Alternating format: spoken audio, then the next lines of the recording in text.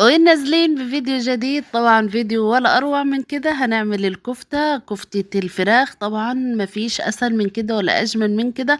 طبعا انا مش هعمل كفتة اللحمة لان عاملاها قبل كده، وانزلوا شوفوها على القناة بتاعتي من غير ما تتفلت معاكي وباجمل وصفة وباسهل طريقة، وهتطلع معاكي بالمظبوط. تعالوا نشوف المكونات ونخش طبعا على الفيديو.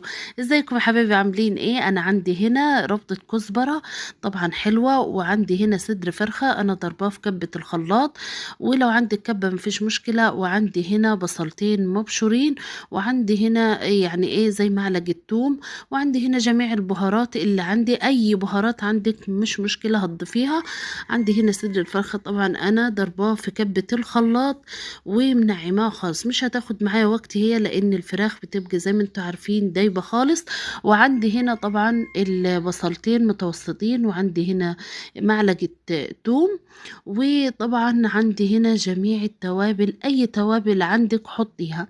انا حطيت هنا كزبرة، وحطيت ملح، وحطيت السبع بهارات، وحطيت شوية فلفل، وحطيت كمان معايا بصل بودرة وتوم بودرة. طبعا حطيت جميع التوابل. اي توابل عندك حبيبتي حطيها، مش هتقولك لا. كل ما تتبليها كويس خالص هتديك طعم ولا اروع من كده.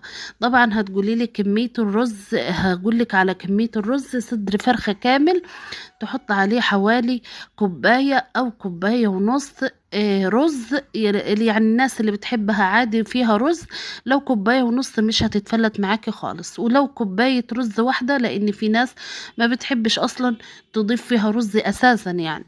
لو انا عندي هنا زي حوالي كوباية ونص حطيتهم زي ما انتوا شايفين كده رز، ما حطيتش اكتر من كده. على صدر الفرخة الواحد حطيت كوباية ونص رز. وطبعا عجنتها كويس خالص زي ما انتوا شايفين. اديها في العجن حوالي 10 دقايق وانت بتقلبي وتعجني فيها كويس خالص. هتلقيها اتمسكت معاكي كده ومش بتتقطع ولا هتتفرول معاكي خالص. على فكرة كفتة الفراخ اسهل بكتير من كفتة اللحمة، مش هتخافي منها خالص. عندي هنا لقيت الصباع مظبوط خالص معايا وكده، عجنتها كويس خالص. ومش هسيبها ترتاح ولا اي حاجة، ولا 10 دقايق، ولا احطها في التلاجة ولا اي شيء.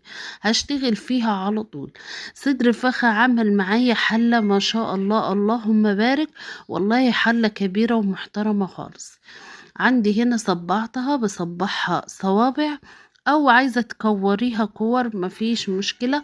احنا بنحب نعملها صوابع. طبعا طريقة التشكيل دي زي ما انت حباها برضو مش هتتفلت معاكي، سواء كانت صوابع او